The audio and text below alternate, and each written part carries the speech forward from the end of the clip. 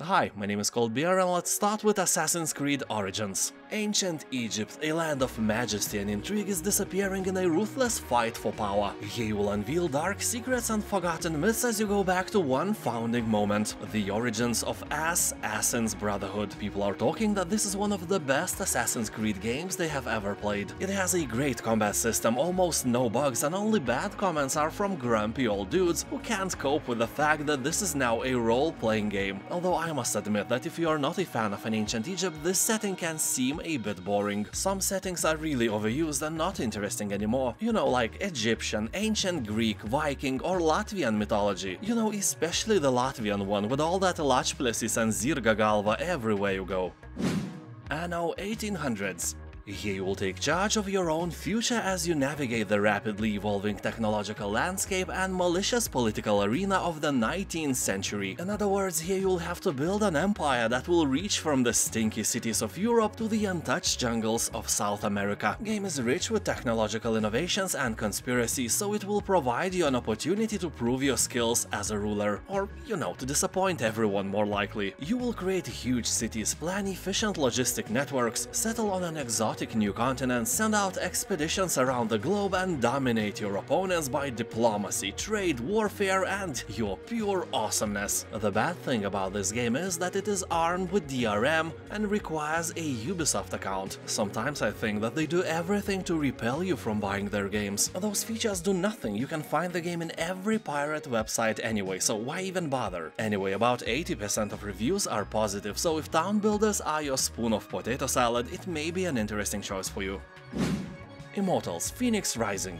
Because it was an Epic Store exclusive, it has various issues, from missing content to controller problems, and of course it needs you to have an Ubisoft account as well. But in general, this is an amazing title. I bought this game for a full price on the release day, and I can proudly say that this is probably the best game I have played in the year of 2020s. I was expecting nothing from it. It looks childish and colorful, and I don't like any of that. You know, I'm 40 years old, you can't buy me with colors. But I started to feel that something is a sus with my prejudice when I heard the first joke, which was really good, but I'm not gonna spoil it to you. And later I started to realize that the whole game is filled with jokes that I find funny, even in the character creation menu. Fun thing is that during the whole game, gods Zeus and Prometheus are talking in the background about you in the past tense, like everything you do has already happened. You know, when they say, "And then he saw a terrible monster." You can be sure that you will see a terrible monster in a second, because it's your story that has already happened, but you don't know how yet, only gods know. In other words, you have to live the story gods are talking about. So let's hope that they don't say anything like, "And then he put some pineapples into his potato salad." No.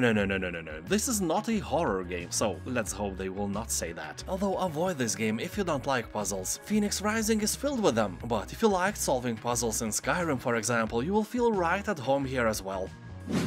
Far Cry 5. Here you will spill rivers of blood and your victims will drown in their own liquids because you are awesome and they suck. Here your task is to stand up to cult leader Joseph Seed and his siblings to spark the fires of resistance and liberate the besieged community. In other words, you will have to get rid of fanatics without any political correctness. Although keep in mind that this is a very colorful game, a true gem for flowers and airy-fairy unicorn lovers. Also, there is a lot of guts and carnage in general. Really great game. Also, all the DLCs are discounted as well, so even if you own the game already, check them out, maybe you missed some good stuff in the past.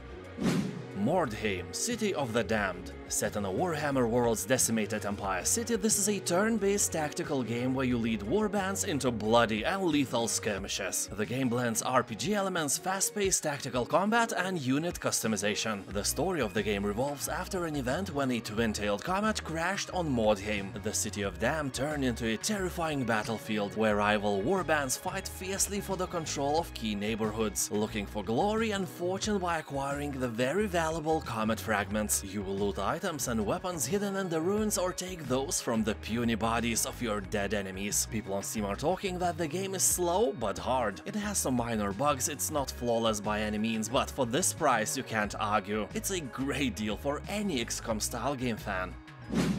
Far Cry Primal.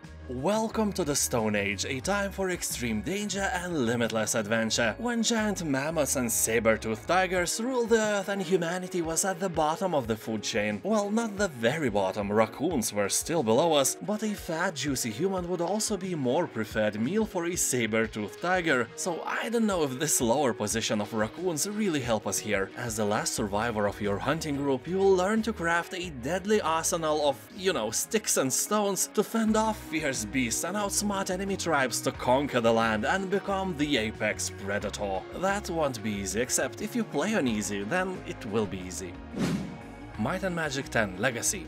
If you have played Might and Magic RPG games before, you know very well what they are, and this title is a classic game made with a modern graphic engine. Although you can't freely roam around, you move in tiles and fight monsters that are placed on your path just like you do in The Legend of Grimrock and many other dungeon crawlers, meaning that games like Might and Magic 7, which was released in 1999, had more freedom, because in there you could move in any direction. So this is a blast from the past and definitely a game not for everyone, but I can guarantee that every classic dungeon crawler lover will be satisfied.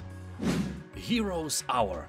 Exploring the world and developing your town and army are both turn-based, giving you time to think and plan out your next moves, but in battle your units will do the best and fight for themselves in real time, all hundreds of them. And you can cast spells and give attack orders to swing the tide of battle, or just sit back and watch as your might unfolds. That is a really cool concept, something fresh in a world of games similar to Heroes of Might and Magic. Although I'm not saying that this concept is perfect. Some things are good as they are, you don't need to mess with them. For example, potato salad. If you add pineapples or even vodka to it, it may look cool, but please don't do that. People on Steam are saying that procedural generation in this game is great, and last patch has greatly improved the performance, but the game can be really difficult and prove to be a challenge for a casual player. Outward Definitive Edition. This is an open-world survival game with Souls-like combat mechanics. In this edition you will find both DLCs, new weapons, dungeons and also several life quality improvements. The game has only a mostly positive review score on Steam, but it doesn't do the justice. Most people who are giving a dislike spend 40 to 60 hours in-game, and that honestly looks like some kind of masochism. If you don't like the game, just don't play it. Like Warren Buffett once said, always take the easy road and you will get there first. Anyway, Outward is like Skyrim and Dark Souls had a weird hybrid baby, and instead of abortion, this time they decided to keep it. If you like both games, why not? Outward has some problems, but in general it is a nice game.